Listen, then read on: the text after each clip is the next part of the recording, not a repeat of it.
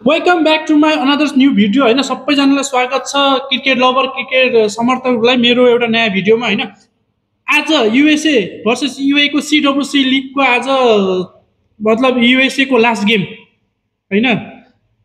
त्यसपछि युएसए को 24 गेम पुरा भइहाल्छ र युएसए के गरेको आज यार 292 हानेर 3 विकेटको लसमा 292 अपोजिट। त्यो छोड्दै युएसए को एउटा राम्रो पोइन्ट छ, राम्रो स्कोर लगाएर उपाइदियो कि जेन्युनली तिमी आज युएले के भने थाहा छ, युएले भन्छन् कि हामी आरसीबी को बहुत ठुलो फ्यान हौं, त्यसैले गर्दाखेरि हामी आरसीबी को रेकर्डलाई ब्रेक गर्दैनौं, तर अलमोस्ट त्यो रेकर्ड बनाउँछौं तर ब्रेक गर्दैनौं। 49 मा अलाउड यार, 49 मा यिनलाई मुस्किलले 20 ओभरमै ट्याक गर्दै। यो टी20 हैन यार, ओडीआई हो ओडीआई। यहाँ 50 ओभर खेल्नु पर्ने हो, 20 ओभर हैन भाइ। 17 ओभरमा यिनीहरुको त 8 विकेट ढलिसकेको थियो।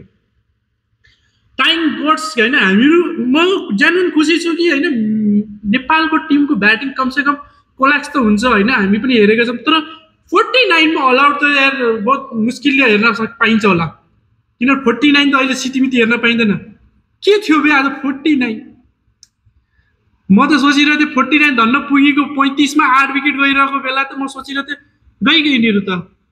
2 विकेट बचाउनु छ, कसले बचाउँछ अब, त्यो पनि आफ्नो होम ग्राउन्डमा खेल्दाखेरि। अनबिस्पेसली यार युएसए खतरा भन्ने कि यहाँ युए को एल लागेको आज। सायद इन्टरनेसनल क्रिकेटमा यसरी अनुहार देखाउने लाइकको बचेन अब युए त यार। अब तिमीको पहिला ब्याटिङको हेरिहाल हैन, स्कोर चेक गरिहाल्नु गएर। पहिलो 0 4 बल हैन, दोस्रो 6 बल 2 रन, तेस्रो 18 बल 1 रन, त्यसपछि चौथो विकेट 2 बल 0 रन, त्यसपछि अर्को विकेट 12 बल 18 रन, एउटा चौका हाने रहेछ, त्यो त्यही कारण 8 पुगे रहेछ, नत्र त्यो पनि नपुग्ने रहेछ। अनि 3 बल 1 रन, 27 बल 5 रन, अर्को फेरि 4 बल 0, 36 बल 6 रन, मतलब कुनै उले हानिरहेको थियो 36 बलमा 6 रन।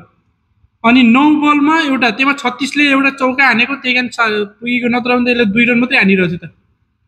अनि 9 बल 10 रन, 12 बल 6 रन, म अलमोस्ट मतलब एउटा फोन डायरी हुन्छ नि, फोन नम्बर हुन्छ नि, त्यस्तै लागिरहेको थियो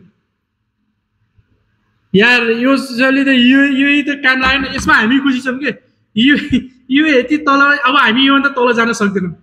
रह्यो भने हाम्रो लागि 7 नम्बरको पोजिसन हुन्छ, 7 नम्बर पोजिसन भन्दा हामी तल जाँदैनौँ।